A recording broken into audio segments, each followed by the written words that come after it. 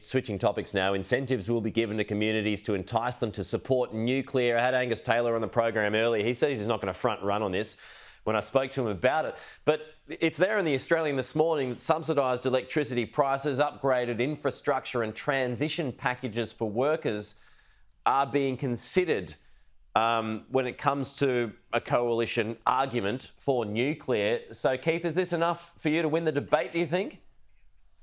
We've just started the debate and we're trying to have a serious national conversation about the future energy supply of this country as we transition from a coal-based energy source to a reliable non-coal-based energy source. And all of our peers in the world, all of our peers in the G20 have nuclear as part of the mix. And for some reason, Labor don't even want to have this conversation. They want to shut it down, not even have the debate, and are quick to wheel out the quick lines. And I'm sure Julian will have quite a few zingers straight after this that will appear on Twitter or X. But let's actually have the serious conversation.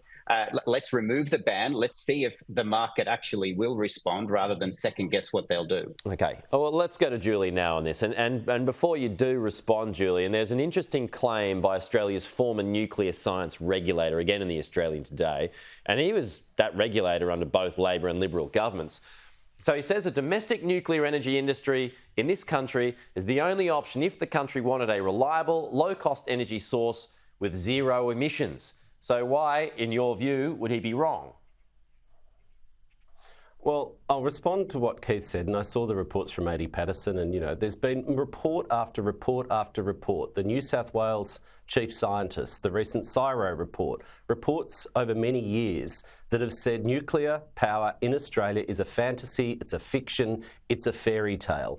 But, full marks to the coalition. They were in government for nearly a decade.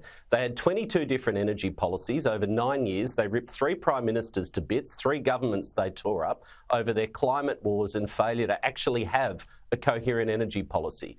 But this is a distraction.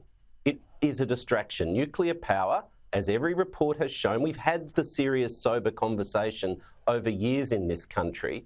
This is a distracting trick so people don't focus on the mess that they made in government. It's the most expensive form of new power. It's slow to build. It wouldn't come online for 15 to 20 years, as everyone admits. The small modular nuclear reactors that they keep talking about don't exist anywhere in the world. They're an idea, a proposal. They don't actually exist. And it's not the appropriate form of firming power to complement renewables. Australia has the best renewable resources of any developed country in the world. It's the cheapest form of new power, but the Liberals and the Nationals can't get on board. Okay, Keith, and just a quick one here because we've got to go. But why didn't you do this 10 years ago while you were in government for 10 years? And Jackie Lambie, I spoke to her recently about this, and she says you should have. You should have done it 10 years ago if you were serious about nuclear. Oh, look, woulda, coulda, shoulda, but here we are. We're in opposition. This is 2024. Technology advances and moves, and I think the government are forgetting that they're actually in government. Julian makes a great opposition member of parliament. I learn a lot from Julian about how to throw out whataboutisms, but they're in government. They need to engage in the serious task of providing reliable, cheaper power for this country going forward.